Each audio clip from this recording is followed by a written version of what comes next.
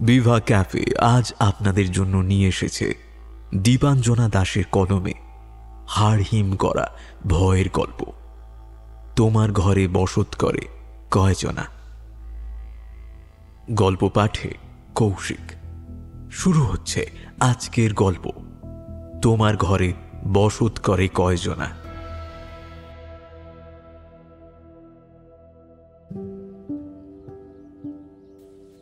সকাল তখন 8টা কি 8:30 হবে। চোখের সামনে ভূগোল বইটা খুলে বসে আছি, মন নেই। বারবার চোরা চোখে চাইছি জানলার দিকে। আসলে জানলার বাইরে আমাদের বাড়ির উঠোন আর সদর দরজা, কিন্তু পুরোপুরি মাথা তুলতে পারছি না। বইটাও বন্ধ করে পাশে সরিয়ে রাখতে পারছি না, তার কারণ ঘরের বাইরে বারান্দায় বসে আছেন বাবা, এবং সেখান থেকে তিনি আমাকে সরাসরি দেখতে পাচ্ছেন। তার হাতে বাসি খবরের কাগজ। এই গাঁয়ে খবরের কাগজ আস্তে আস্তে অনেক বেলা হয়ে যায়, তাই সকালে পড়ার জন্যে আগের দিনের কাগজ ছাড়া কিছুই পাওয়া যায় না। বাবাও যে খুব মন দিয়ে কাগজটা পড়ছেন তা নয়, তার দৃষ্টিও বারবার চলে যাচ্ছে বাইরের দিকে। মাঝে মাঝে একবার আমার দিকে তাকিয়ে দেখে নিচ্ছেন আমি ফাঁকি দিচ্ছি কিনা। এমন সময় ক্যাচ করে একটা শব্দে আমরা দুজনেই ঘাড় তুলে চাইলাম উঠোনের প্রান্তে, সদর দরজার দিকে। সেটার একটা পাল্লা ফাঁক হয়ে কেবল জরির পাড় দেওয়া বেগনে রঙের শাড়ির এক প্রান্ত দেখা গেছে কি যায়নি, আমি অমনি তিড়িং করে লাফিয়ে উঠে বাবার ধমকের কথা বেমালুম ভুলে গিয়ে ছুটলাম সেদিকে। পিপি, মা, পিপি এসেছে, তারস্বরে চেঁচালুম আমি। ততক্ষণে দুজন মানুষ দরজা ঠেলে ভিতরে ঢুকে এসেছে। আমি ঝাঁপিয়ে পড়ে জাপটে ধরলুম পিপি, অর্থাৎ কিনা আমার পিসিকে। আরে আরে পাগল ছেলে, ছাড় ছাড় বলছি, পড়ে যাবো তো, দেখো দেখি কাণ্ড। বাবাও এসে পড়েছেন ততক্ষণে খবরের কাগজ ছেড়ে। বললেন, এসো এসো, পথে কোনো সমস্যা হয়নি তো? কথাটা বললেন পিসে মশাইয়ের উদ্দেশ্যে। পিসে মশাই উত্তর দিতে যাওয়ার আগেই মা দৌড়ে এলেন। মা খুব সম্ভবত বাড়ির পিছন দিকে কাজ করছিলেন। এখন এসেই পিসিকে জড়িয়ে ধরলেন একেবারে। একদিন পর আমাদের মনে পড়লো ঠাকুরজি, বলেই তিনি একেবারে ঝরঝর করে কেঁদে ফেললেন। আসলে মা এই বাড়িতে বিয়ে হয়ে আসার পর থেকেই পিপি ছিল মায়ের একাধারে বন্ধু আর বোন, দুজনের মধ্যে খুব ভাব। তারপর গেল বছর পিপির বিয়ে হলো, আর মা তারপর থেকে একা হয়ে গেলেন। খানিকক্ষণ দুজনেই দুজনকে ধরে কাঁদল। তারপর বাবা বলে উঠলেন, আহা, ওদের ভেতরে এসে একটু বসতে দাও, এখানেই আটকে রাখলে হবে? কতটা পথ বয়ে এসেছে বলো তো। মা চলে চোখ মুছে ওদের নিয়ে ঘরে এলেন। তারা যখন হাত মুখ ধুয়ে চাটাইয়ের উপর থিতু হয়ে বসলো, আমার তো তাদের উপর থেকে চোখই সরে না। কি সুন্দর দেখাচ্ছে ওদের একসাথে, যেন লক্ষ্মীনারায়ণ। পিপির রূপ যেন আরও খুলেছে, ঠোঁটের মিষ্টি হাসিখানা ঠিক তেমনি আছে। পিসেমশাইয়ের বয়স 30 ছুঁই ছুঁই প্রায়, অনেকখানি লম্বা, চওড়া কাঁধ, বলিষ্ঠ চেহারা, খাড়া নাক, প্রশস্ত কপাল, টকটকে রং আর মাথায় ঢেউ খেলানো ঘন চুল, সব মিলিয়ে অত্যন্ত সুদর্শন, সে বিষয়ে কোনো সন্দেহ নেই। শুধু চেহারা নয়, পিসেমশাই মানুষ হিসেবেও যে খুব ভালো তা বুঝতে পারলুম। তিনি আমাদের বাড়িতে দিন চারেক রইলেন। এই কদিনেই বাবার তো বটেই, আমারও যেন খুব কাছের বন্ধু হয়ে উঠলেন তিনি। আমরা একসঙ্গে কত বেড়ালুম, মাছ ধরলুম, ঘুড়ি ওড়ালুম, গপ্প করলুম, পুকুরে নেমে সাঁতার কাটলুম, এমনকি ঘোষেদের বাগান থেকে চুরি করে পেয়ারা এনেও তাকে দিলুম। কিন্তু আজ সকলের মন খারাপ, তার কারণ পিসেমশাই আগামীকাল চলে যাচ্ছেন। না, নিজের বাড়িতে ফিরে যাচ্ছেন না, তিনি যাচ্ছেন পশ্চিমে ব্যবসার কাজে। সেই কারণেই পিপি আর তিনি আমাদের বাড়িতে এসেছেন। পিপিকে আমাদের বাড়িতে রেখে তিনি এবং তার এক বন্ধু একসঙ্গে যাবেন পশ্চিমের কোনো এক বড় শহরে। মা বাবার অনুরোধে তিনি এই কদিন আমাদের বাড়িতেই ছিলেন। দুপুরের কিছু আগে এলেন পিসেমশাইয়ের সেই বন্ধুটি, যার সঙ্গে তিনি পশ্চিমে যাবেন। তার নাম বিপিন। তিনি আর এক মজলিসি লোক। এসে পর থেকে সকলকে এমন মাতিয়ে রাখলেন যে তার কাজ ছেড়ে উঠে যাবার জো নেই। যেমন সুন্দর সুন্দর সব গপ্প বলেন, তেমনি হাসাতে পারেন। হাসাতে হাসাতে মা পিপির চোখ দিয়ে একেবারে জল বেরিয়ে যায় আর কি। তিনি বলেছিলেন বিকেল অবধি আমাদের সঙ্গে থেকে তিনি চলে যাবেন, আবার কাল সকালে এসে পিসেকে নিয়ে রওনা দেবেন। কিন্তু এমন মানুষকে আমরা কেউই যেতে দিতে রাজি নই, বিশেষ করে আমি। কারণ এমন একজন মানুষ বাড়িতে থাকলে আর পড়তে টড়তে বসার কথা মনেই থাকে না। বিকেলের দিকে মা খুব যত্ন করে তার বানানো ভাপা পিঠে খেতে দিলেন আমাদের। আমি, বিপিনবাবু আর পিসে মশাই আমরা ঘরে বসে একসঙ্গে খাচ্ছিলুম। বিপিনবাবু গল্প করছেন। সেবার আমার এক দূর সম্পর্কের মামা এসেছিলেন আমাদের বাড়ি। আগেই বলেছি আমরা দুই ভাই। আমার ভাইয়ের গায়ের রং যেন কাঁচা সোনা, এই তোমার পিসে মশাইয়ের মতো।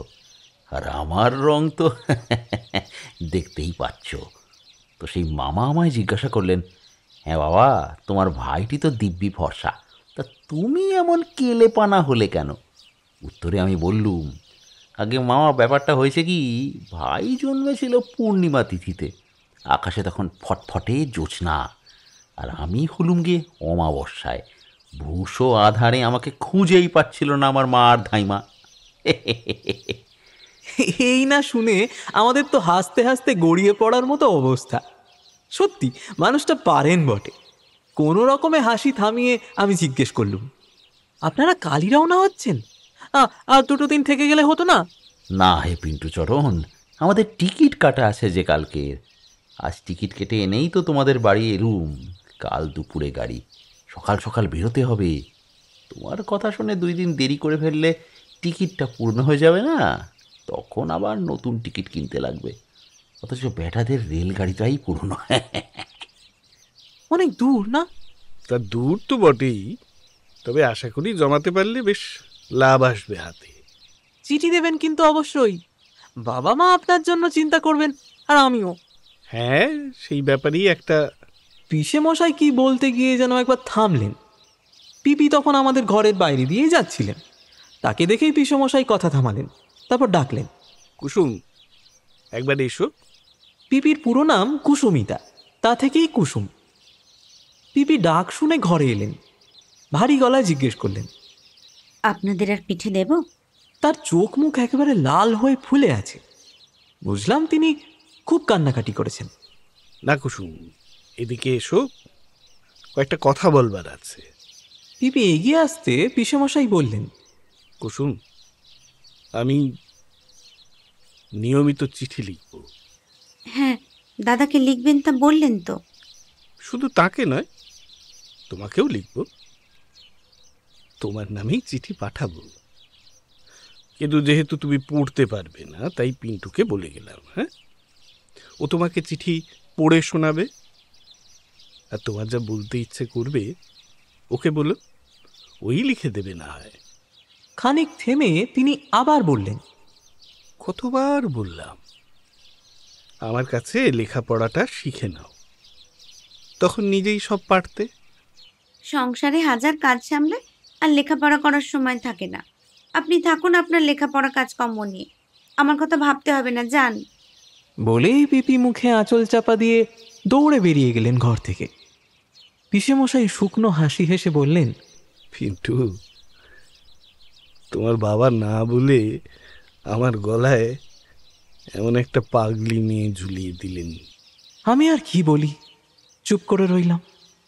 বিপিনবাবুর মতো রসিয়ে লোকও কোনো কথাই কইছেন না। একটু পরে পিসেই আবার কথা বললেন, তোমার পিসি তো শুনলই না, তোমাকেই তাই বলি।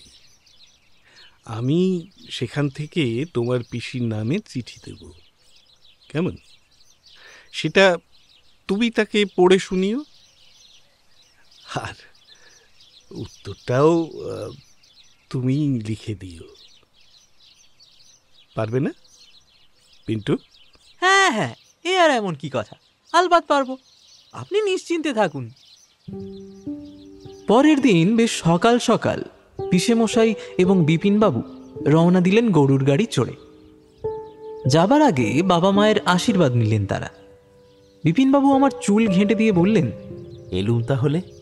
আমার পিঠে একবার আলতো চাপড় মেরে পিসে বললেন, আসি।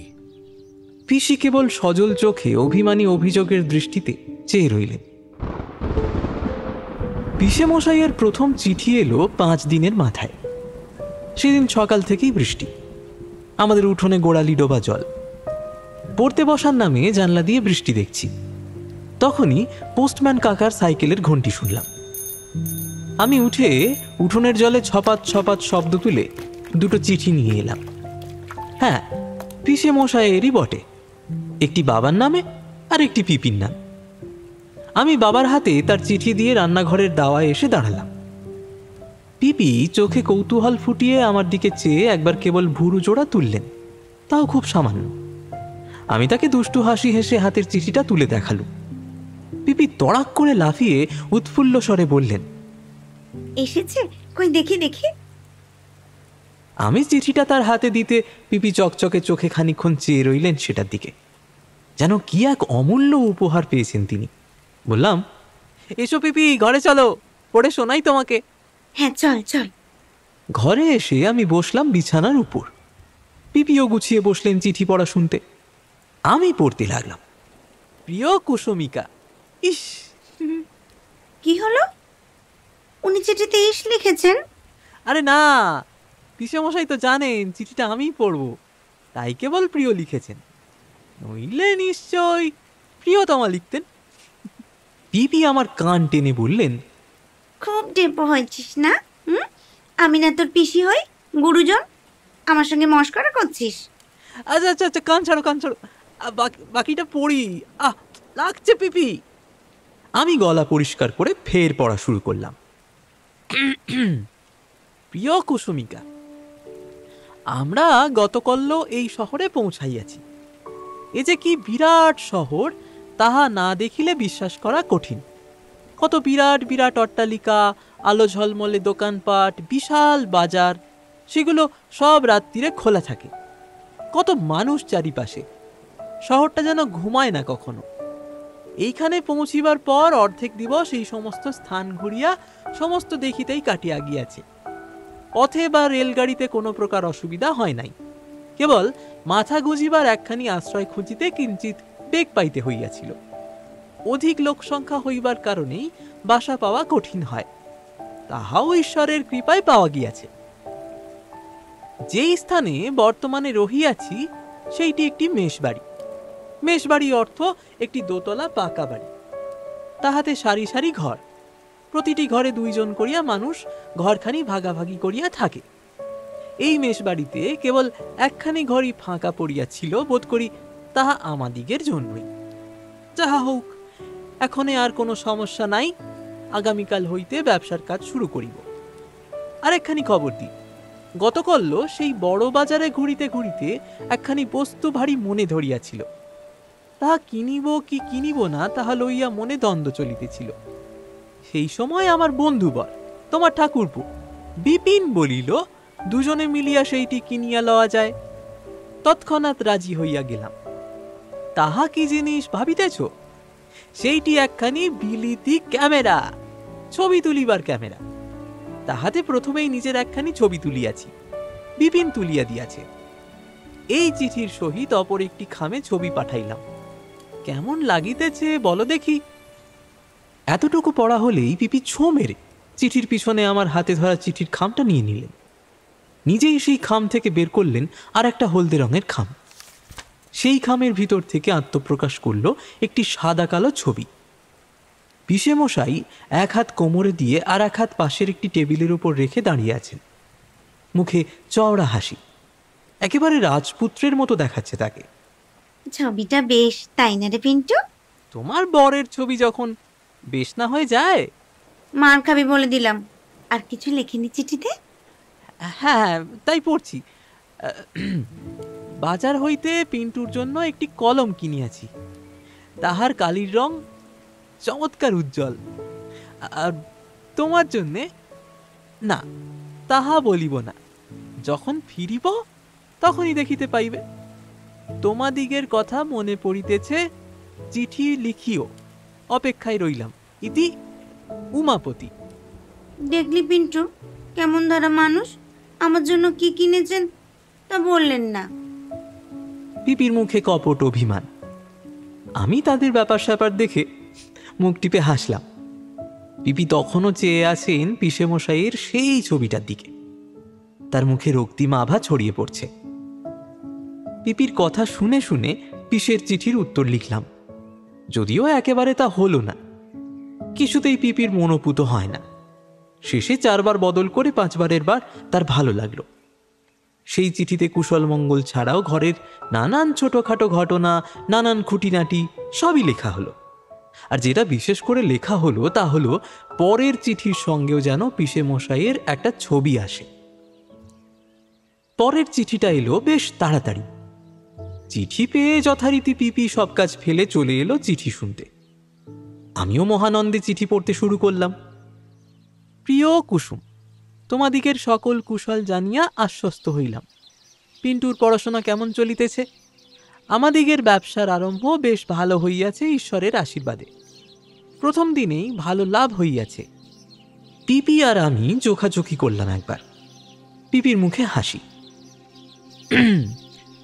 আরো কিছুদিন পর তোমাদিগকে একবার এই শহরে লইয়া আসিবার কথা ভাবিতেছি। তোমাদিগের এই স্থানে ভালো লাগিবে আশা করি। গতকল্য হইতে শহরে মুষলধারে বৃষ্টি হইতেছে, কিন্তু আমাদিগের এই মেষবাড়ির ঠিক সামনেই একটি পুরনো পোস্ট বাক্স থাকায় চিঠি দিতে দেরি হয় নাই। কেবল ছাতা মাথায় নামিয়া রংচটা বাক্সের হাঁ করা মুখে চিঠি ফেলিয়া দিয়া আসিয়াছি। গ্রামে কি বৃষ্টি হইতেছে জানো? সেদিন এক মজা হইয়াছে। আমার পাশের ঘরে যে ভদ্রলোক থাকেন তাহার নাম ঋষিকেশ চতুর্বেদী। তাহার চোখে একখানি মোটা কাঁচের চশমা। তার দৃষ্টি অতি ক্ষীণ। চশমা ব্যতীত তিনি প্রায় অন্ধ। আমাদিগের মেষে প্রত্যেক তলায় 2টি করিয়া স্নানঘর। সেখানেই সকলে ভাগাভাগি করিয়া স্নান করিয়া থাকে। সেই স্নানের ঘরের দরজার ঠিক পাশে একটি টুল রাখা থাকে। ঋষিকেশ বাবু প্রতিদিন সেই টুলের উপর নিজের পুরু কাঁচের চশমাখানি খুলিয়া স্নানে যান এবং বাহির হইয়া পুনরায় সেই চশমা চোখে পড়েন। সেদিনও তাহাই করিয়াছিলেন। এদিকে কে জানি সেই টুলের উপর তাহার একটি গামছা রাখিয়া গিয়াছে, আর সেই চশমা রহিয়া গিয়াছে গামছার নিচে। ঋষিকেশ বাবু যেক্ষণে বাহির হইয়াছেন স্নান সারিয়া, তিনি টুল হাতড়াইয়া চশমা পাইলেন না। মনে ভাবিলেন হয়তোবা তিনি মনের ভুলে চশমা নিজের ঘরেই রাখিয়া আসিয়াছেন। এই ভাবিয়া তিনি প্রায় অন্ধের ন্যায় হাতড়াইতে হাতড়াইতে ঘরের দিকে যাইতে লাগিলেন। আগেই বলিয়াছি, তিনি চশমা ব্যতীত প্রায় কিছুই দেখিতে পান না।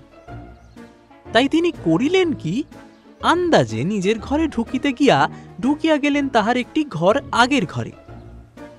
সেই ঘরে থাকে বীরেন্দ্র নামক এক যুবক। ঋষিকেশ বাবুর নিত্য অভ্যাস, তিনি স্নান সারিয়া নিজের ঘরে আসিয়া তাহার বিছানা পার্শ্বস্থ টেবিলে রাখা মিছরির জল পান করেন। এদিকে বীরেন্দ্রর ঘরেও তাহার বিছানার পার্শ্বে অনুরূপ একটি টেবিল রহিয়াছে। তাহার আবার কিঞ্চিত কারণ বাড়ি সেবনের অভ্যাস রহিয়াছে। সম্ভবত গত রাত্রে সে পান কার্যের পরে অর্ধেক ভর্তি গেলাসটি সেই টেবিলের উপরেই রাখিয়া দিয়াছিল। ঋষিকেশ বাবু জীবনে কখনো কোনরূপ নেশার বস্তু স্পর্শ করেন নাই। এক্ষণে নিজের ঘর ভাবিয়া ভুলে বীরেন্দ্রর ঘরে ঢুকিয়া তাহার বিছানায় বসিয়া তাহার টেবিলের উপর হইতে তাহারই অর্ধপূর্ণ গেলাসে চুমুক দিলেন। এদিকে মিছরির জলের পরিবর্তে মদিরার স্বাদ পাইয়া ঋষিকেশ বাবু যে কি কাণ্ডই করিলেন আর তোমাকে কি বলিব। এতটা শুনেই পিপি খিলখিল করে হাসতে লাগলো। আমিও দাঁত বের করে হাসতে শুরু করলাম। কি কেলেঙ্কারি বল দেখে, বলে পিপির আর এক দফা হাসি।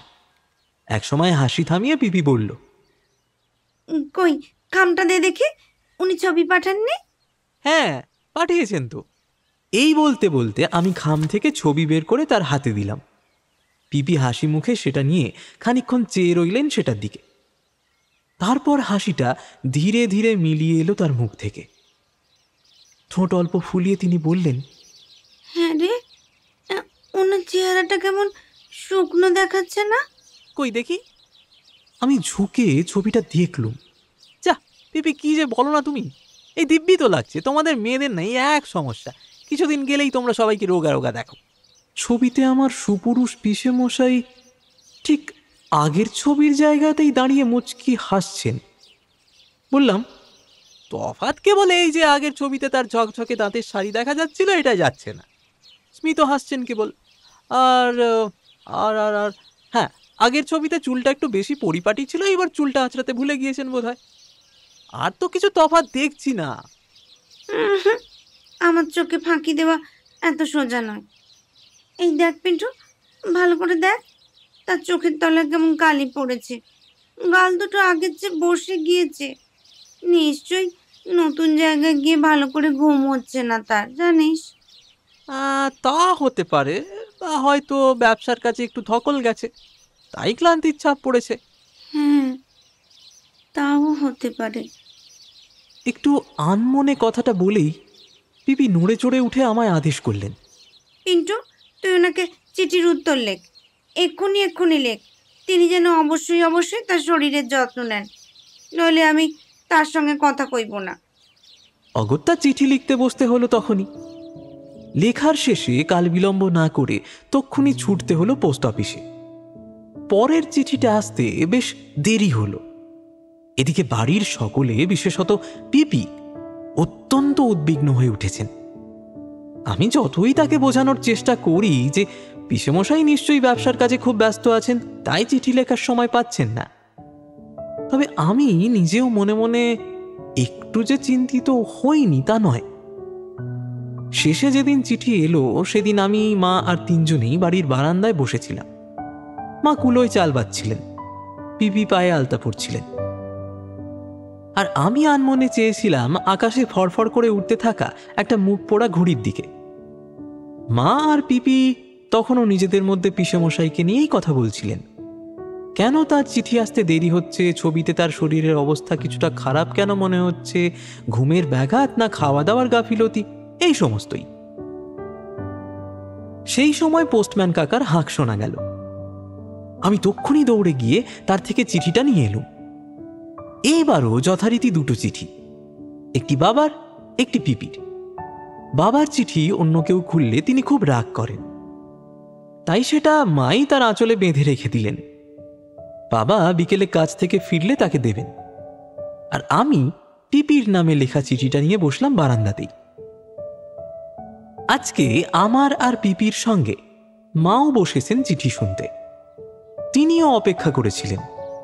পিপি বললেন, পিন্টু, চিঠি পড়ে পড়িস, আগে ছবিটা বের কর তো দেখে। হ্যাঁ, সেই ভালো, ছবিটা দে। মা সায় দেন। আমিও তাই তাদের আদেশ অনুযায়ী চিঠির খামের মধ্যেকার আরেকটি হলদে খাম বের করে তার ভিতরের ছবিটা সামনে মেলে ধরলাম। ছবির দিকে চেয়ে এইবার আমারও যেন মনটা একটু খচখচ করে উঠল। আগেই বলেছি, আমার পিসেমশাই অত্যন্ত সুপুরুষ, টান টান শরীর, দারুণ স্বাস্থ্য, দৃঢ় চোয়াল, অথচ কোমল বুদ্ধিদীপ্ত চোখ, যে কোনো মানুষকে আকৃষ্ট করে। কিন্তু এই ছবিটায় তার কতগুলো যেন অনুপস্থিত। তার চওড়া উঁচু কাঁধ যেন একটু ঝুলে পড়েছে, চোখের সেই উজ্জ্বল ঝকঝকে ভাবটা মরে গিয়ে কেমন যেন শ্রান্ত পরাজিত দৃষ্টি তার জায়গায় স্থান নিয়েছে। চোখের নিচের অন্ধকার আগের ছবিতে তেমন বোঝা না গেলেও এবার কিন্তু তা বেশ স্পষ্ট। মাথার চুল পিসেমশাই নিয়মিত কাটেন, এমনকি আমাদের এখানে যে কদিন ছিলেন তার মধ্যেও একদিন আমাকে সঙ্গে নিয়ে চুল এবং দাড়ি কাটিয়েছেন। কিন্তু এখানে দেখছি তার চুল অনেকখানি বড় হয়ে ঘাড় ছাড়িয়েছে, আর তা বড্ড উস্কো খুস্কো। গালের দাড়িও অনেক দিনের বাসি। পাশ থেকে মায়ের স্বরে আমার সম্বিত ফিরল, কি ঠাকুরজি, উমাপতির চেহারা তো আরো খারাপ করেছে দেখছি, চুলদারি অবধি কাটেনি। অমন সুন্দর চেহারা কেমন কালশিটে পড়ে গেছে গো। আমি বলেছিলাম না বৌদি, উনি নিশ্চয়ই খুব কষ্টে আছেন, ভালো করে খাচ্ছেন না, ঘুম হচ্ছে না ভালো করে, নিজের একটু যত্ন নিচ্ছেন না, কেবল কাজ আর কাজ। আমার একটা কথাও যদি তিনি শোনেন।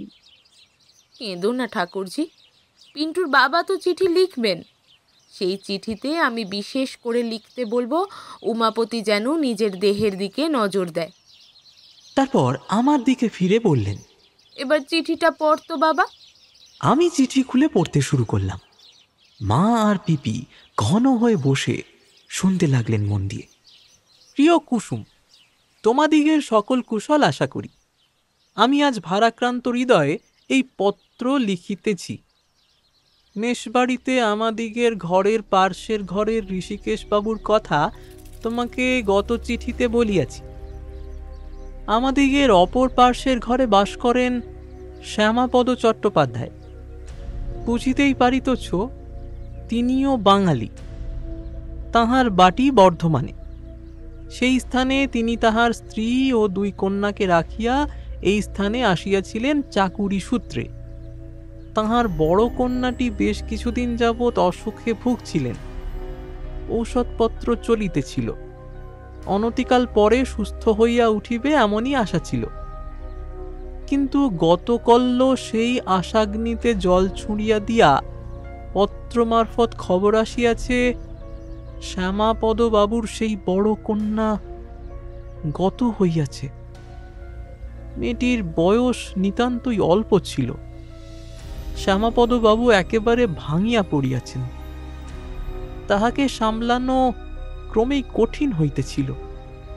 তাই তাহাকে বাড়ির উদ্দেশ্যে একা যাইতে দেওয়া অনুচিত বিবেচনা করিয়া তাহারই ঘরে যেই ছেলেটি তাহার সঙ্গে থাকে সে গিয়াছে বর্ধমানে। মানুষের জীবন কি পরিমাণ অনিশ্চিত, তাই না কুসুম? কত আশা, কত আকাঙ্ক্ষা, কত আবেগ নিমেষেই ফুরাইয়া যায়। কেহ কাহাকেও বাঁধিয়া রাখিতে পারে না। কেরোসিন বাতিটা নিভিয়া আসিতেছে, বোধ করি তেল ফুরাইয়া গিয়াছে। আর লিখিতে পারিতেছি না। এক্ষণে চিঠি সমাপ্ত করিলাম। তোমরা ভালো থেকো। ইতি উমাপতি। চিঠি ভাঁজ করে রেখে সামনের দিকে চাইতেই মা এবং পিপির সজল চোখ দেখতে পেলাম।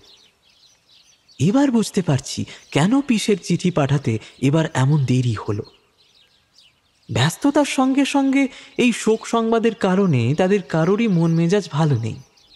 উনি চিরকালই পরের দুঃখে বড় কাতর বৌদি।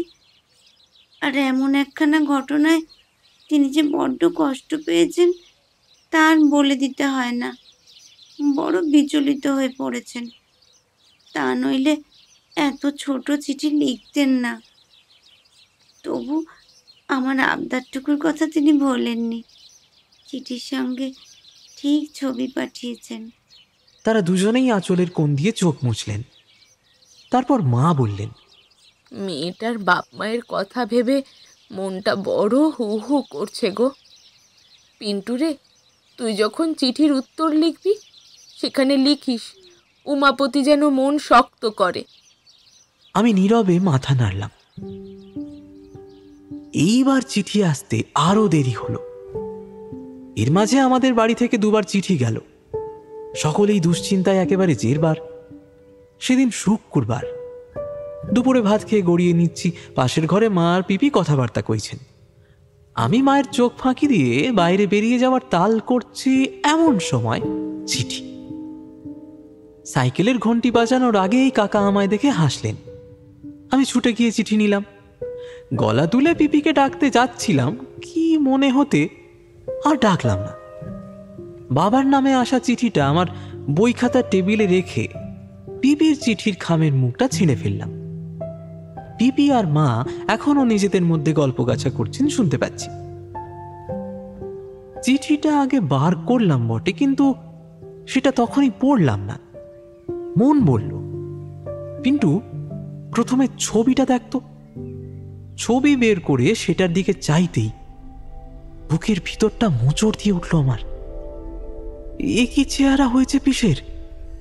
শরীর সামনের দিকে সামান্য ঝুঁকে পড়েছে, চোখ কোটরাগত, আর সেই চোখের চারপাশে যেন কে পুরো কালি লেপে দিয়েছে গোল করে। গাল দুটো পরস্পরের কাছাকাছি আসবার জন্য যেন মরিয়া। চুল ঘাড় ছাপিয়ে কাঁধ ছুঁই ছুঁই।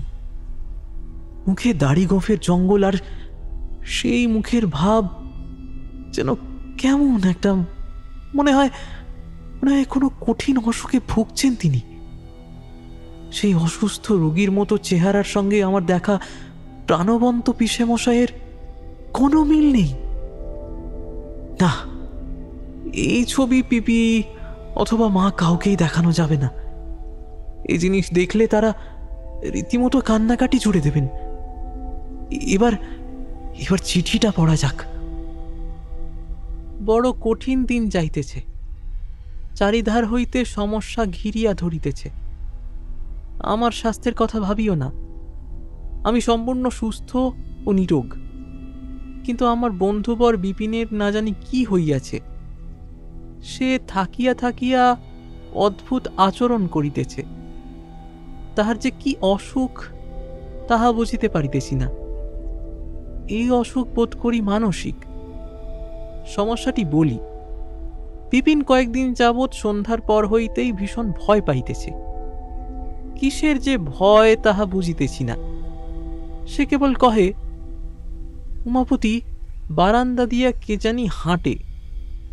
উমা, পাশের ঘরে কাহার শব্দ শুনি। ওই শোনো, কাহারা জানি ফিসফিস করিয়া কথা কয়। আমি তাহাকে বুঝাইয়া পারি না সেখানে কেহ নাই, বারান্দায় কেহ হাঁটে নাই, কেহ ফিসফিস করিয়া কথা কহে না। তাহার উপর আজিকাল সে আমাকে ব্যতীত কাহাকেও চিনিতে পারে না। এই সেই দিন রাত্রি তখন বোধ করি 8টা বাজিয়াছে। আমি খানিকক্ষণ বই পড়িয়া ঘুমাইবার উদ্যোগ করিতেছি, বিপিন আগে হইতেই ঘুমাইতেছিল। হঠাৎ সে ঘুম ভাঙিয়া চেঁচাইয়া উঠিল, কে হাসে, ও কে হাসে? আমি বলিলাম, বিপিন, আমাদের নিচের তলার ঘরে রোজ তাসের আড্ডা হয়, তাহা জানো না? পুষ্পেন্দ্র, রমেন, বলারমন ইহারা সব খেলিতে বসিয়াছে। তাহারাই হয়তো নিজেদের মধ্যে হাসাহাসি করিতেছে। সে বলিল, কে পুষ্পেন্দ্র, কে বলারমন, রমেন কে? কাহাদের কথা বলিতেছ? ইহাদের কাহাকেও তো আমি চিনি না। তখনকার মতো তাহাকে ঘুম পাড়াইয়া দিলাম, কিন্তু তাহার এই মনের অসুখ উত্তরোত্তর বাড়িয়াছে। এখন সে কিছুতেই এই স্থানে থাকতে চাহে না, কেবল পালাইয়া যাইবার কথা কহে। তাহাকে কোনো মতে বুঝাইয়া ঠেকাইয়া রাখিয়াছি, কতদিন পারিব তাহা জানি না। বিপিনকে লইয়া বড় দুশ্চিন্তায় রহিয়াছি। বিদেশ বিভুইয়ে তাহাকে লইয়া আমি কি করিব, কোথায় যাইব? তোমরা ভালো থাকিও, আমার কথা ভাবিও না। ইতি উমাপতি। চিঠি নামিয়ে রেখে আমার মনে খুব অস্বস্তি হতে লাগল। বিপিনবাবুর মতো অমন রসিক ও প্রাণোচ্ছল মানুষটির কি হয়েছে? তার মতো দরাজ মনের মানুষ আমি তো দুটি দেখিনি। সেই লোকটার হঠাৎ এমন হলো কেন? এছাড়া চিঠির লেখায় বেশ কিছু বিষয় আমার চোখে পড়েছে, বলা ভালো বেশ কিছু তফাৎ চোখে পড়েছে। আগের চিঠিগুলোর মতো পিসেমশাই পিপিকে প্রিয় কুসুম বলে সম্বোধন করেননি, মানে কোনো সম্বোধনই করেননি। তাছাড়া নিজের ব্যাপারে বা আমাদের সম্বন্ধেও বিশেষ কিছু লেখেননি বা জানতে চাননি তিনি। আগের মতো সপ্রতিভ ভাবটা আর নেই। হয়তো নিজের বন্ধুর এই প্রকার খারাপ মনের অসুখের কারণে এমনটা ঘটেছে। তাকে নিয়ে পিসে বিশেষ উদ্বিগ্ন এবং চিন্তিত বলেই তিনি চিঠি লেখার স্বাভাবিক গতিপথ থেকে বিচ্যুত হয়েছেন। একটা দীর্ঘশ্বাস ছেড়ে উঠে পড়লাম। চিঠির সঙ্গে আসা ছবিটা আমার সংস্কৃত বইয়ের ভিতর লুকিয়ে রেখে কেবল চিঠিখানা নিয়ে গেলাম পাশের ঘরে। মা এবং পিপি দুজনেই চিঠি শুনে বড় অস্থির হয়ে পড়েছেন। বিপিনবাবুর যে কি হয়েছে তা নিয়ে তারা আকাশ পাতাল ভেবেও কুল কিনারা পাচ্ছেন না। তাকে আমাদের বাড়ির সকলেই খুব আপন করে নিয়েছিল ওই একদিনেই। সেই মানুষটার আচমকা এমন অসুখের কথা শুনে বড্ড মন ভার লাগছে। মা পিপি দুজনেই, এমনকি আমিও এটাই মনে করি যে তাদের দুজনেরই অবিলম্বে দেশে ফিরে আসা উচিত। ব্যবসা অথবা লাভের অঙ্ক কোনোটাই নিজের স্বাস্থ্যের চেয়ে বড় হতে পারে না, তা শারীরিক হোক বা মানসিক। তাই প্রত্যুত্তরের চিঠি লিখতে বসে আমি নিজে থেকে কিছু কথা লিখলাম, যেমন সমস্যা যাই হোক না কেন, নিজের চেহারা ও সুস্বাস্থ্যের দিকে তিনি যে একেবারে দৃকপাত করছেন না সেটা অত্যন্ত অন্যায়। নিজের এবং বন্ধুর কথা বিবেচনা করে তারা যেন যত শিগগির সম্ভব দেশে ফেরার ব্যবস্থা করেন, আর যতদিন না সেটা সম্ভব হচ্ছে তিনি যেন চিঠি দিতে দেরি না করেন। গ্রামে বসে আমাদের দুশ্চিন্তায় রাতে ঘুম উড়ে যায়। আমার চোখকে আমি বিশ্বাস করতে পারছি না। বিছানার উপর বসে আমি কেমন হতভম্বের মতো চেয়ে আছি আমার হাতের ছবিটার দিকে। আজই এসেছে, হ্যাঁ আজই এসেছে এটা, পিসেমশাইয়ের চিঠির সঙ্গে। চিঠি আসার কথা বাড়ির আর কেউ জানে না এখনো। আমি তখন মুদির দোকান থেকে কিছু জিনিসপত্র কিনে ফিরছি। বাড়ির পথেই পোস্টম্যান কাকার মুখোমুখি পড়লাম। তিনি সেখানেই আমাকে চিঠিটা দিয়ে দিলেন। বাড়ি ফিরে ঘরে বসে খাম খুলতেই ভিতর থেকে টপ করে সাদা কালো ছবিটা পড়ল মেঝেতে। তুলে নিতেই আমার দেহ একেবারে একেবারে জমে কাঠ হয়ে গেল। বিছানায় বসে পড়লাম ধপ করে। হায় ঈশ্বর, এ কার ছবি? ছবির মধ্যেকার মানুষটা এখন আর দাঁড়িয়ে নেই, সে বসে আছে চেয়ারে। তার মাথা ঝুঁকে পড়েছে বুকের উপর, মাথার চুলগুলো লম্বা হয়ে মুখটা প্রায় আড়াল করে রেখেছে। চেয়ারের দুই হাতলের উপর শুকনো গাছের মতন দুটো লম্বা শীর্ণ হাত। মানুষটার কাঁধ একেবারে কুঁকড়ে আছে, যেন যেন মুমূর্ষু কোনো রোগী। এই কি আমার পিসেমশাই? না না, অসম্ভব অসম্ভব। এই ছবিটাও লুকিয়ে রাখা দরকার। আগের মতোই মিথ্যে করে বলতে হবে তিনি ছবি পাঠাননি। এবার খানিকটা ধাতস্থ হয়ে চিঠিটা নিয়ে পিপির কাছে গিয়ে কোনো মতে বললাম, পিপি চিঠি। পিপি হাসি মুখে উঠে এলেন, বললেন, এইবার ছবি দিয়েছেন?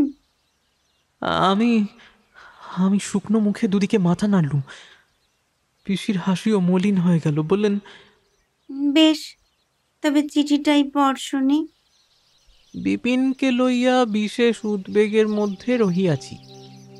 তাহাকে সামলানো উত্তরোত্তর কঠিন হইতেছে।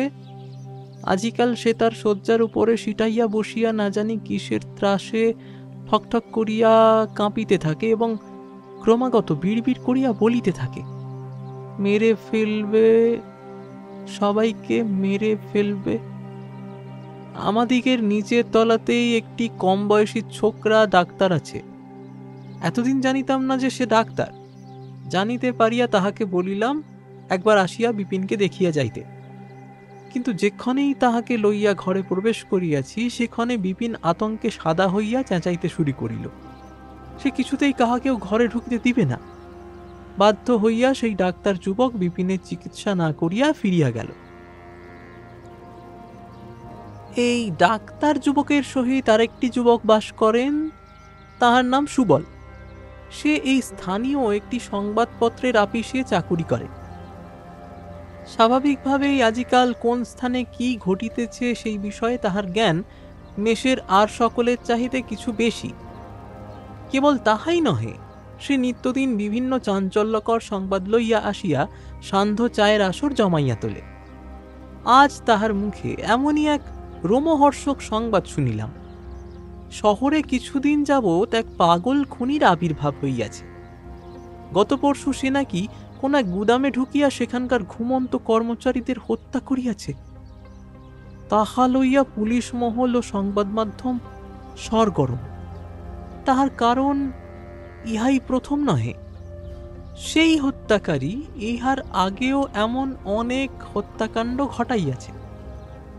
এখনে পুলিশ তাহাকে হন্যে হইয়া খুঁজিতেছে। এমনকি তার মাথার দামও ধার্য করিয়াছে সরকার।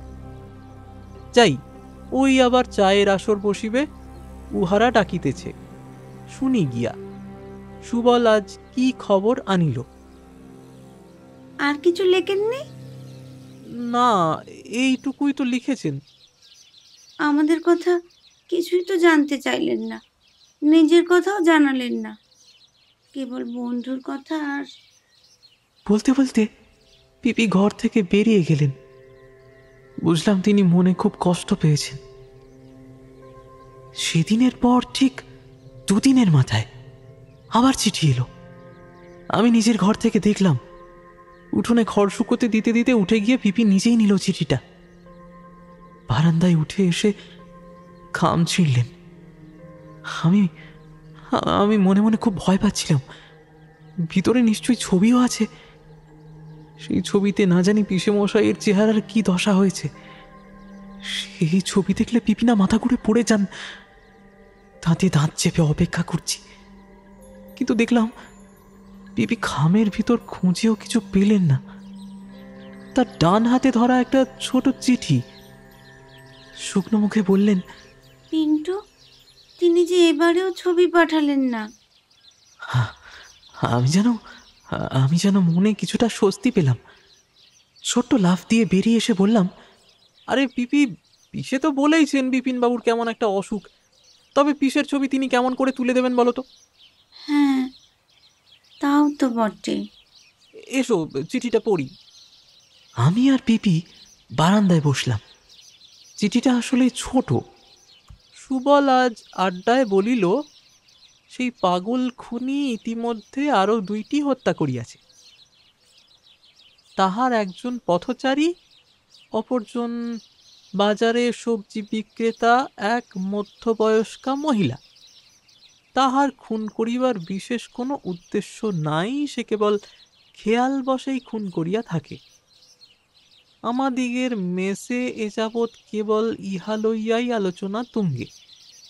দিবারাত্রি নানান জল্পনা, নানান আশঙ্কা, নানান প্রয়োজনীয় অপ্রয়োজনীয় কথা চলিতেছে সকলের মুখে মুখে। থাম দেখি, এসব খুনটুনের কথা মোটেই ভালো লাগছে না শুনতে। তিনি আর কিছু লেখেননি এ সমস্ত ছাড়া? কথাটা পিপি বিরক্ত হয়ে জিজ্ঞেস করেন। আমি একবার চিঠিতে চোখ বুলিয়ে বললাম, না গো পিপি, এই কথাই লিখেছেন কেবল। পিপি চোখ মুখ শক্ত করে বললেন, থাক, আর পড়ে কাজ নেই তাহলে। আমাদের কথা যখন তার জানার কোনো ইচ্ছেই নেই, তখন আর। বলে একটা শ্বাস ছেড়ে ফিরে গেলেন আবার গৃহস্থালির কাজে। পিপি রাগ হওয়াটা অসঙ্গত নয়। কার ভালো লাগে কেবল অন্য অচেনা লোকের কথা শুনতে? দুটো মনের কথা নেই, আমাদের কোনো কথা জানার তাগিদ নেই, ব্যবসার কথা নেই, এমনকি সম্বোধনটুকুই বাহুল্যবোধে বাদ গিয়েছে। এমনকি শেষে নিজের নামটুকু সই করেননি। খারাপ যে আমারও লাগেনি তা নয়, কিন্তু কোথায় যেন একটা খটকা বাঁধছিল। মনটা আমার কেবলই কু ডাকছিল। মনে হচ্ছিল কিছু একটা চলছে, কিছু একটা হচ্ছে যা হওয়া উচিত নয়। এরপর আমাদের আশ্চর্য করে দিয়ে 2-3 দিন পর পরই চিঠি আসতে লাগলো। প্রথমে আমরা বেশ খুশি হয়েছিলাম, কিন্তু চিঠি খুলে পড়ার পর সেই খুশি ভাব আর স্থায়ী হতো না। প্রথমত চিঠিগুলোর দৈর্ঘ্য নিতান্তই স্বল্প। সেগুলোকে চিঠি না বলে ইংরেজিতে যাকে নোটিশ বলে তাই মনে হতো। দ্বিতীয়ত চিঠির বিষয় সেই একই রকম। মেষবাড়ির কে কি বলছে, কার বাড়িতে কি হয়েছে, কার সঙ্গে কার বিবাদ বেঁধেছে, এই সমস্ত। এছাড়া নানা ছোটখাটো নিতান্ত প্রয়োজনহীন কথাবার্তা। তাতে নিজের কথা কিছু জানাতেন না, বা আমাদের কথাও কিছু জানতে চাইতেন না। তবে মাঝে মাঝে সেই মাথা খারাপ খুনির কথাটা ঘুরে ফিরে আসতো। সেই সুবল নামক যুবকটির আনা খবরের টুকরো টাকরা আমরাও ভাগে পেতাম। তৃতীয়ত এই বারবার চিঠি আসার সময় তিনি একটির মধ্যেও নিজের ছবি দেননি, অর্থাৎ তার ছবি পাঠানোর দীর্ঘ নিয়মে ব্যাঘাত ঘটেছে। তবে কি বিপিনবাবু আরো অসুস্থ হয়ে পড়েছেন? তার কি কিছু হয়েছে? আজকাল পিসেমশাই চিঠিতে বিপিনবাবুর কথা আর কিছু লেখেন না। চতুর্থত তিনি বাবাকে চিঠি দেওয়া বন্ধ করে দিয়েছেন। এখন কেবল পিপির নামেই চিঠি আসে, বাবার কাছে আর আসে না। এতে বাবা মনে দুঃখ পেয়েছেন কিনা তা বোঝা কঠিন, যদিও তিনি বলেছেন উমাপতি সেখানে গিয়ে ভালোই আছে, ব্যবসা জমিয়েছে, বাসস্থান ইত্যাদি পেয়েছে, এই সমস্ত জানিয়ে সে তো চিঠি আমাকে দিয়েছে। এখন কসুর কাছে নিয়মিত চিঠি দিয়ে সে তো নিজের খবর জানাচ্ছে। আমাকে খামোখা এত চিঠি পাঠাবেই বা কেন? তার যতটুকু কর্তব্য সে ঠিকই পালন করেছে। নিয়ম করে চিঠি লিখে মনের কথা স্ত্রীকে পাঠানো চলে, বয়সে বড় শালককে চলে না। বলে তিনি খানিক হেসেছেন, কিন্তু আমার মনে হয়েছে পিসের চিঠি দেওয়া একেবারে বন্ধ করে দেওয়াটা হয়তো উচিত হয়নি। বেশি না হোক অন্তত একটা কি দুটো দেওয়া যেত না? এমন করেই বেশ কিছুদিন চলল। 1-2 দিন পর পর চিঠি আসতে লাগলো, কিন্তু সেগুলো এখন আর পিপি বা আমার মনে আনন্দ সঞ্চার করতে পারতো না। একদিন তো চিঠি আসার পর পিপি কেবল জিজ্ঞেস করলেন, সেই একই কথা লিখেছেন এবারও? আমি মাথা নেড়ে হ্যাঁ বলাতে তিনি চিঠি না শুনেই চলে গেলেন ঘরের ভিতর, আর শুনতেও চাইলেন না। বুঝতে বাকি রইল না যে তিনি কতটা কষ্ট পেয়েছেন মনে মনে। এরপর আবার হঠাৎ কয়েকদিন চিঠি বন্ধ। মনে মনে অস্বস্তি হচ্ছে। পিপিও বেশ চিন্তায়, কিন্তু তিনি অভিমান করে মুখে কিছু বলছেন না। সেদিন বোধহয় মঙ্গলবার হবে। আমাদের পাড়ার ওই বৈশাখীতির সামনের মাসে বিয়ে, তাই মা আর পিপি তাদের বাড়ি গিয়েছেন শাড়ি গয়না দেখতে। অলস দুপুরে কি করি একটা ভাব। রৌদ্রোজ্জ্বল আকাশের মাঝে মাঝে মেঘের ছটা। তারপর কখন যেন বিছানায় শুয়ে শুয়ে চোখ লেগে এসেছিল। এমন সময় সাইকেলের বেলের আওয়াজ। সেই শব্দে তন্দ্রা ছুটে গিয়ে সোজা হয়ে বসলাম। পোস্টম্যান কাকা। হেসে দুটো খাম বাড়িয়ে দিয়ে কাকা বললেন, এই যে খোকা, তোমাদের চিঠি। দুটো খাম দেখে ভাবলাম এবার বুঝি পিসে বাবাকেও চিঠি দিয়েছেন। কিন্তু খামের উপর নাম দেখে অবাক হলাম। দুটোই পিপির নামে। দুটো চিঠি। প্রায় নিজের মনেই বলে উঠি। কাকা বললেন, কয়দিন থেকে দেশের ডাকে একটু গন্ডগোল হচ্ছে। সরকার বদল হচ্ছে কি না, তাই ডাক একটু দেরিতেই পৌঁছচ্ছে। আমি দুটো চিঠি নিয়েই ফিরে এলাম। ঘরে এসে প্রথম চিঠিটা খুললাম। বাহ, এর ভিতরে দেখছি ছবিও রয়েছে, এতদিন পর। কিন্তু ছবিটার দিকে চেয়ে আমার আনন্দিত ভাবটা আর রইল না। একটা একটা অস্পষ্ট আবছা ধোঁয়াটে ছবি। কিছুই ঠিক করে বোঝা যাচ্ছে না। খুব খুব নজর করে দেখলে একটা মানুষের অবয়ব বোঝা যায় বটে, তবে ওইটুকুই। সেটা যে কে তা বোঝার উপায় নেই। ছবি রেখে চিঠি ধরলাম। এবারেও ছোট লেখা, বিপিন এখন ভালো আছে, তাহার অসুখ পুরোপুরি ভালো হইয়া গিয়াছে। এখন সে দিব্যি খোশ মেজাজে থাকে, সকলের সহিত আড্ডা দেয় আর অকারণে ভয় পায় না। আমার উদ্বিগ্ন ভাব এই ক্ষণে কাটিয়াছে। সে আমার বন্ধুর অধিক, আমার ভ্রাতার ন্যায়। তাহার কিছু হইলে আমি কি করিতাম? বিপিন সুস্থ হইয়া পুনরায় আমার ছবি তুলিয়া দিতেছে। এবারের চিঠি পড়ে খানিক স্বস্তি পেলাম বিপিনবাবুর কথা ভেবে। যাক, তার মনের ব্যারাম তার মানে সেরে গিয়েছে, আর তাই তিনি আবার ছবি তুলে দিতে পারছেন পিসিকে। কিন্তু দ্বিতীয় চিঠির খামের ভিতর তখনও একটা বিস্ময় অপেক্ষা করছিল আমার জন্য। খামের ভিতর থেকে চিঠি আর ছবিটা বের করে আমি খানিকক্ষণ বসে রইলাম হতভম্ব হয়ে। তারপর মনে মনে বললাম, এবার আর চুপ করে বসে থাকলে চলবে না। কিছু একটা ঘটছে, কিন্তু ঠিক কি যে ঘটছে তা কিছুতেই বুঝতে পারছি না। তবে সমস্যা যে কিছু একটা আছে এবং সেই সমস্যা যথেষ্টই গুরুতর সেটা বুঝতে পারছি আমি। না না না, আর দেরি নয়, বাবার সঙ্গে কথা বলতে হবে, সবটা জানাতে হবে তাকে আজই। তখন সবে সন্ধে হয়েছে। মা আর পিপি রাতে রান্নার তোড়জোড় করছেন। বাবা খানিক আগেই কাজ সেরে এসেছেন, তালপাতার পাখা দিয়ে মৃদু হাওয়া করছেন। আমি তার ঘরের কাছে এসে মৃদু স্বরে ডাকলাম, বাবা। বাবা আধবোজা চোখে রোজকার মতো ইষ্টজপ করছিলেন। আমার ডাক শুনে তিনি ফিরে তাকালেন। কে পিন্টু, আর সন্ধে একটু পড়া নিয়ে বসলি নে? পিদিম তো জ্বলছে বাপ, রাতের খাওয়ার আগে পর্যন্ত অন্তত। বাবা, আপনার সঙ্গে একটু কথা ছিল, খুব জরুরি।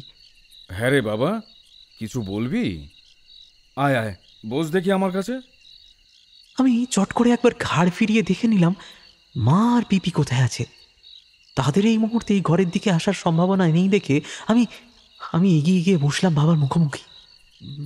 বাবা, এই এই এই ছবিগুলো দেখুন বলে আমি এতদিন পিসের যতগুলো ছবি চিঠির সঙ্গে এসেছে সমস্ত বাবার হাতে দিলুম। প্রথম ছবিটা দেখে তিনি বললেন, হ্যাঁ রে, এই ছবিটা তো দেখেছিলাম, ভারী সুন্দর দেখাচ্ছে কিন্তু উমাপতিকে। হ্যাঁ, এবার পরপর ছবিগুলো দেখুন তো। তিনি আমার এই কথা বলার উদ্দেশ্য বুঝলেন কিনা বলতে পারি না, কিন্তু তিনি ছবিগুলো প্রদীপের কাছে নিয়ে গিয়ে এক এক করে দেখতে লাগলেন। যত দেখতে লাগলেন তার ভুরু জোড়ার মাঝখানে খাঁজটা ততই গভীর হতে লাগলো।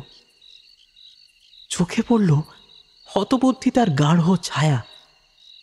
শেষের দুটো ছবির দিকে তাকিয়ে তার মুখটা কিছুটা হাঁ হয়ে যেতে দেখলাম। এক সময় বিস্ময়ে তিনি স্বগতোক্তি করলেন, হে রাধা মাধব। তারপর আমার দিকে চেয়ে কয়েক মুহূর্ত কিছু বলতে পারলেন না। শেষে কোনো মতে বললেন, এই সব ছবি উমাপতির? তার তার এ কি দশা হয়েছে? অমন সুন্দর চেহারা যার, তার তার এই অবস্থা! হায় ঈশ্বর, কি হয়েছে তার? কোনো কঠিন অসুখ করেছে নাকি? সে তো এখন আর আমাকে চিঠি দেয় না। উত্তেজনার বশে একসঙ্গে বাবা এতগুলো প্রশ্ন করে চুপ করলেন। আমি আমি ধীরে ধীরে বললাম, পিসেমশাই কি হয়েছে তা জানি না, যদিও তিনি তার চিঠিতে লেখেন তিনি একেবারে সুস্থ আছেন, কিন্তু কিন্তু তা যে নয়, ছবিগুলোই তার চাক্ষুষ উদাহরণ। আর একটা বিষয়, আপনি দেখেছেন কিনা জানি না বাবা, না না থাক, আগে আপনি চিঠিগুলো পড়ুন, তারপর দেখাবো। চিঠি? হ্যাঁ বাবা, পিপিকে পাঠানো সব চিঠি। না না পিন্টু, সেগুলো তো উমাপতি কুসুকে লিখেছে। এই স্বামী স্ত্রীর চিঠি আমি পড়তে পারবো না, এটা অনুচিত। বাবা আপনি বিশ্বাস করুন, এতে তেমন গোপনীয় কিছু নেই। আমি তো এতদিন চিঠিগুলো পিপিকে পড়ে শুনিয়েছি, উত্তরগুলো আমি নিজে লিখে দিয়েছি পিপির বয়ানে। কখনো সখনো নিজে থেকে কিছু লিখেছি নিজের নাম সই করে দিয়ে। কিন্তু বাবা আমি বলছি, এই চিঠিগুলো আপনার অবশ্যই পড়া উচিত। বাবা খানিক ইতস্তত করে আমার হাত থেকে চিঠিগুলো নিলেন, তারপর মন দিয়ে পড়তে লাগলেন পরপর। প্রথম দুটো চিঠি পড়ে কিছু বললেন না। তৃতীয় চিঠি পড়া হলে নিজের মনেই কেবল বললেন, ছেলেটার মন খুব নরম, অন্যের শোকে কাতর হয়ে পড়ে। চতুর্থ চিঠি পড়ে তার কপালে আবার সামান্য ভাঁজ দেখা দিল। তিনি আমার দিকে চেয়ে বললেন, হ্যাঁ রে, এই বিপিন ছেলেটার সমস্যা তো খুব গুরুতর মনে হচ্ছে, কিন্তু তার হয়েছে কি? এমন আচরণ করছে কেন? আশ্চর্য। আমি উত্তরে কিছু বললাম না, কেবল একটা অর্থপূর্ণ দৃষ্টিতে চেয়ে রইলাম বাবার দিকে। পঞ্চম চিঠি পড়তে গিয়ে বাবা এবার একটু থামলেন, বললেন, উমার লেখার ধরনটা কেমন যেন খাপছাড়া ঠেকছে যে। প্রথম দিকের চিঠিগুলো কেমন সুন্দর গোছানো, ভাষাও ঝরঝরে। এমনকি তৃতীয় চিঠিতে তার বিষণ্ণ বিমর্ষ ভাবটা ধরা পড়লেও অল্প কথায় বেশ পরিপাটিভাবেই লিখেছে।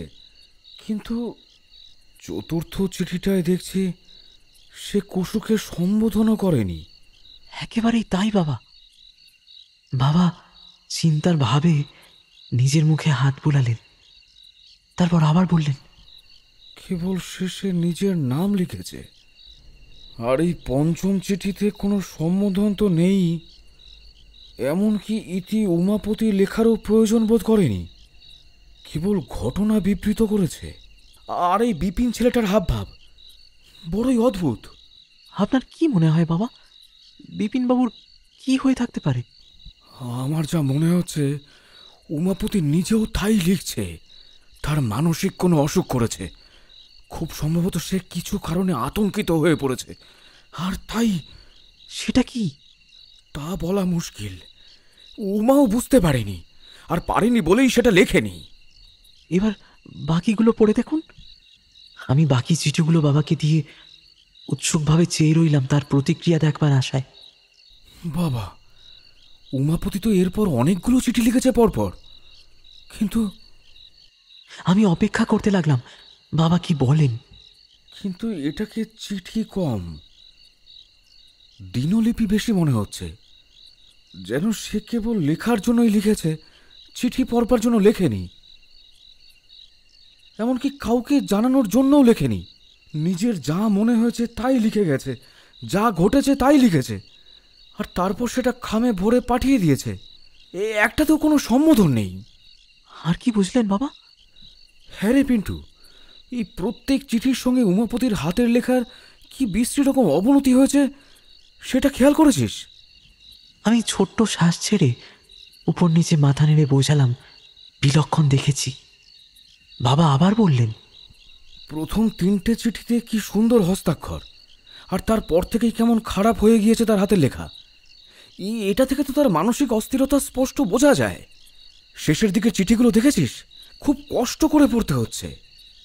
বাবা, পিসে মশাই ওর কি মানসিক সমস্যা দেখা দিয়েছে, ওই বিপিন বাবুর মতো? হ্যাঁ, হতে পারে পিন্টু, হতে পারে। বাবা খানিকক্ষণ ভুরু কুঁচকে কি যেন ভাবলেন, তার দৃষ্টি মাদুরের উপর বিছানো চিঠিগুলোর দিকে।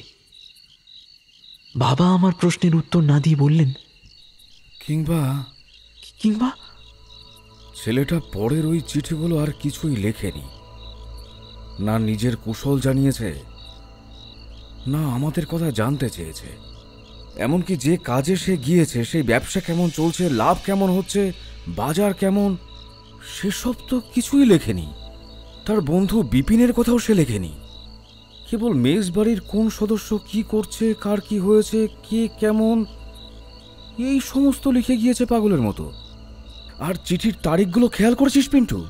সে রোজ লিখেছে, রোজ, আর লিখে খামে ভরে ফেলে দিয়েছে ডাক বাক্সে। একটা মানুষ রোজ চিঠি লিখেছে। এই ছোট ছোট চিঠিগুলো যখন তিনি পাঠিয়েছেন তখন কিন্তু তার সঙ্গে নিজের ছবি পাঠাননি। বটে। হ্যাঁ বাবা, আমার অনুমান সেই সময় বিপিনবাবু অসুস্থ ছিলেন বলেই তার ছবি তোলা হয়নি, কারণ তিনি পিসের ছবি তুলে দিতেন। হ্যাঁ, খুব সম্ভব। কিন্তু আজ দুটো চিঠি একসঙ্গে এসেছে, চিঠির সঙ্গে আবার তার ছবি এসেছে বাবা। আর প্রথম চিঠিতে বিপিনবাবুর কথাও আবার লিখেছেন, বলেছেন তিনি সুস্থ হয়ে গিয়েছেন, আর আর তিনি পাগলামি করেন না, আর নাকি ভয় পান না তিনি। হ্যাঁ রে পিন্টু, এই সমস্ত চিঠির খামগুলো আছে তোর কাছে? আমি মাথা নেড়ে হ্যাঁ বলতেই তিনি বললেন, তবে ঝট করে যা তো, সেগুলো নিয়ে আয় আমার কাছে। আমি লাফ দিয়ে ঘর থেকে বেরিয়ে পাশের ঘর থেকে খামের গোছাটা এনে দিলাম। বাবা সেগুলো মন দিয়ে দেখলেন, দেখে বললেন, হ্যাঁ, এইগুলোর উপরে যে হাতের লেখায় ঠিকানা লেখা হয়েছে তা উমাপতির আগের লেখার মতো সুন্দর।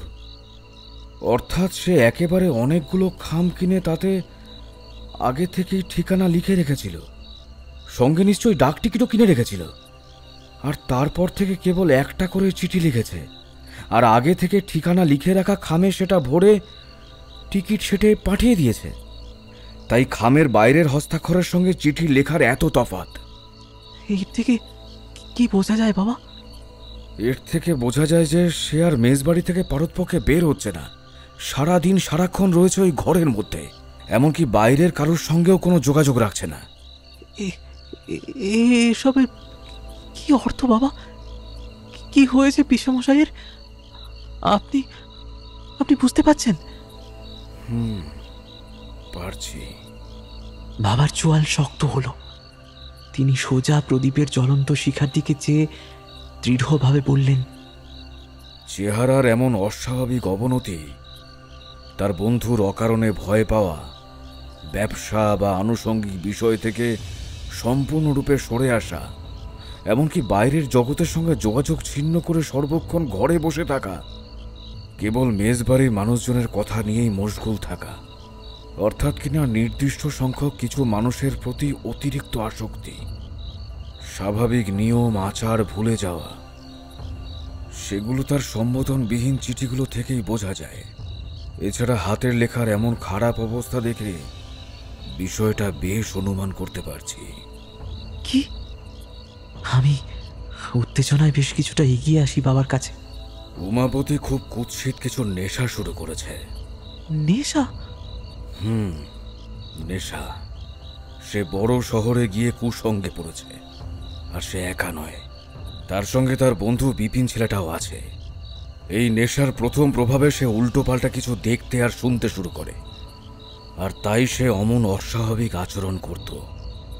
আর ধীরে ধীরে যখন এই ব্যাপারটায় অভ্যস্ত হয়ে পড়ে, তখন আর এই সমস্যাটা হয় না। তখন সে স্বাভাবিক আচরণ করলেও এই নেশা তাকে পেয়ে বসেছে। কিন্তু উমাপতির উপর এই নেশার বস্তু অন্যভাবে প্রভাব বিস্তার করছে। সে স্বাভাবিক জ্ঞান হারাচ্ছে ধীরে ধীরে। ঝোঁকের মধ্যে, বা বলা ভালো নেশার ঘোরের মধ্যে, সে কেবল দিনলিপির মতো চিঠি লিখে গিয়েছে।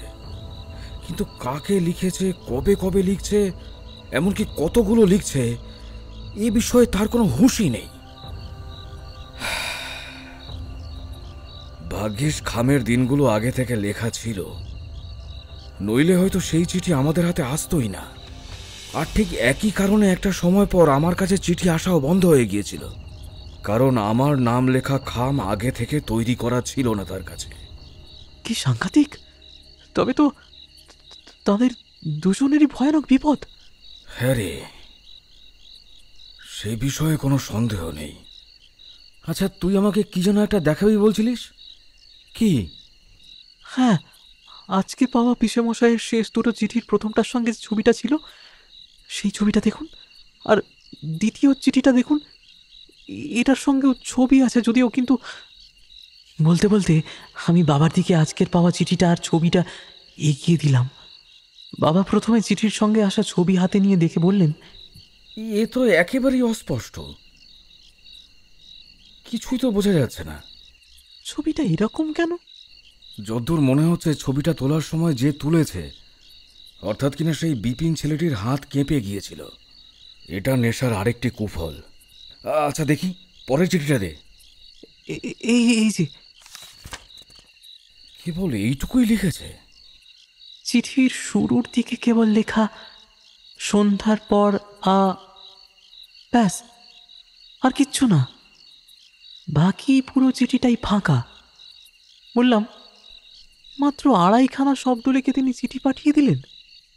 এই ফাঁকা চিঠি দেখেই আমার মনে হয় পিসের মাথায় নিশ্চয়ই খুব বেশি রকমের সমস্যা হয়েছে, নইলে কেউ সাদা কাগজ পাঠায়?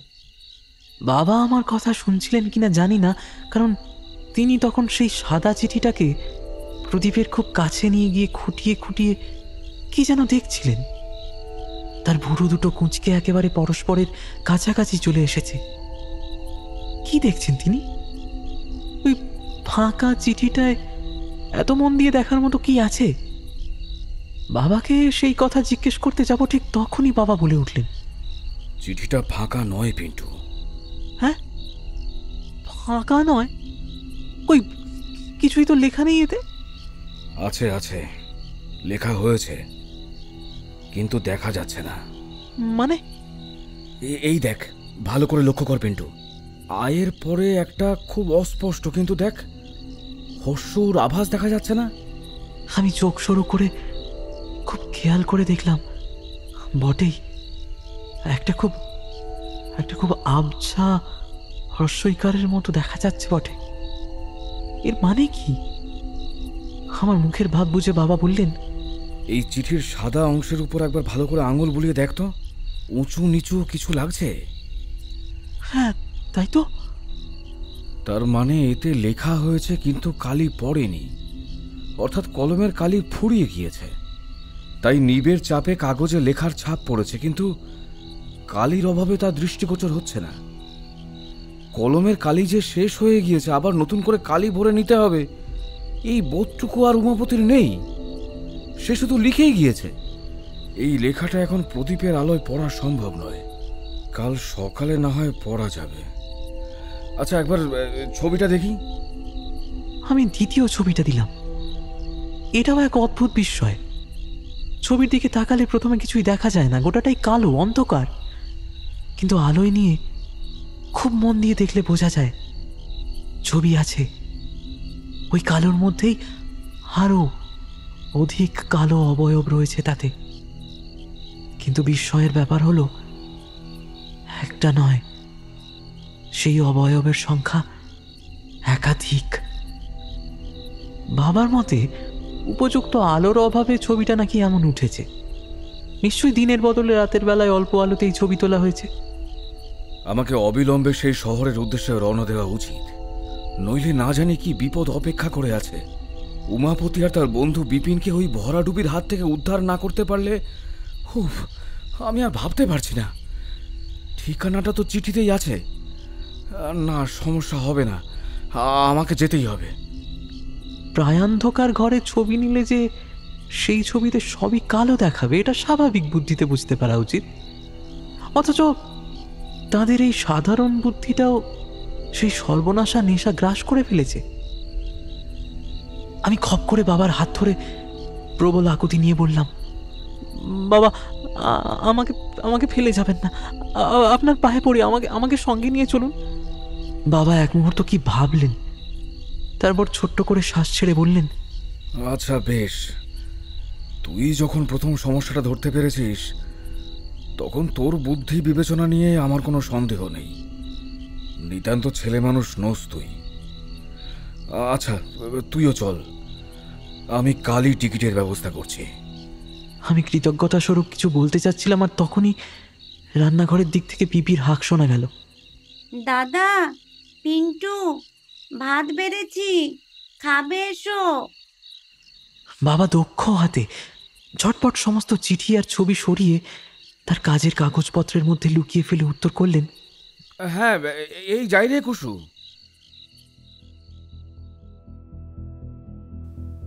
শুনছিলেন আজকের গল্প দীপাঞ্জনা দাশের কলমে তোমার ঘরে বসত করে কয়জনা। গল্প পাঠ তথা পিন্টুর চরিত্রে কৌশিক। অন্যান্য চরিত্রে অভিনয় করেছেন পিসি শিপ্রা, বাবা মলয়, মা বর্ষা, বিপিন বাবু, ইন্দ্রনীল ভাদুরী, পিসে মশাই শুদ্ধ সত্য, পোস্টম্যান কাকা কুন্তল, রিক্সা চালক সৌরভ সাহা, কভার ডিজাইন দীপক অধিকারী, সাউন্ড এফেক্টস টিয়াশা এবং শ্যাডো, পরিচালনায় টিম বিভা ক্যাফে, পরিবেশনা ও প্রযোজনায় বিভা পাবলিকেশন। গল্পটি ভালো লেগে থাকলে শেয়ার করতে পারেন আপনাদের প্রিয়জনের সাথে। গল্পের অন্তিম পর্ব নিয়ে ফিরছি খুব শীঘ্রই। ততদিন ভালো থাকুন এবং শুনতে থাকুন বিভা ক্যাফে, গল্প শোনার সঠিক ঠিকানা।